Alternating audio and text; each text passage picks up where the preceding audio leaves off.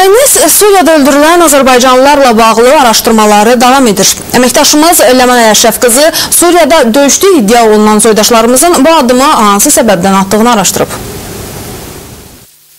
Azad Suriye Haber Agentliyinin Facebook sosyal şebekesindeki sayfasında Suriyada hükümet kuvvetleriyle giden dövüşlerde Azerbaycan vatandaşının öldürüldüğü barədə məlumat xeyli sayda Azerbaycanlının bu ülkede vuruşduğu haqda məsələni gündəmə getirib.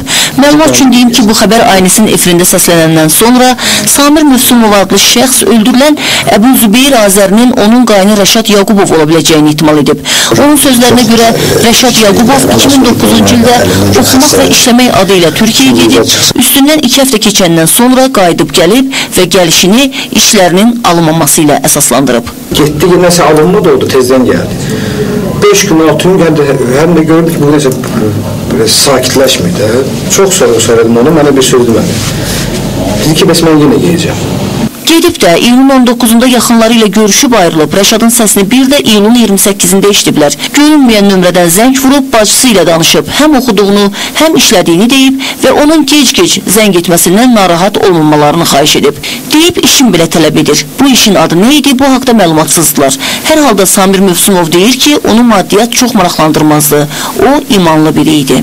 Baş örtüyünə La ilahə illallah yazılan bu şəxs əgər ailəsinin də ehtimal etdiyi kimi Rəşad Yaqubovdursa, onda onun Suriyaya nə üçün getdiyi aydınlaşır. Lendaz xəbər portalının ötən il Suriyaya elzam olunan əməkdaşı Səbuhi Məmmədi deyir ki, Suriyada daxil olmaqla müsəlman ölkələrində vuruşanların çoxu dini ideologiyanın təsir altına düşənlərdir. Yəni əslində maddiyat onlar üçün ikinci, üçüncü dərəcəli məsələdir.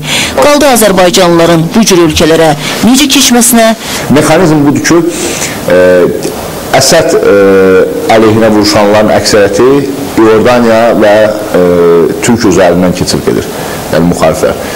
Əsədin ətrafında vuruşmaq istəyənlər, yəni Əsədin tərəfindən vuruşmaq istəyənlər, onların əsas deməli keçid yerləri, yəni onlara kömək edən İrandır.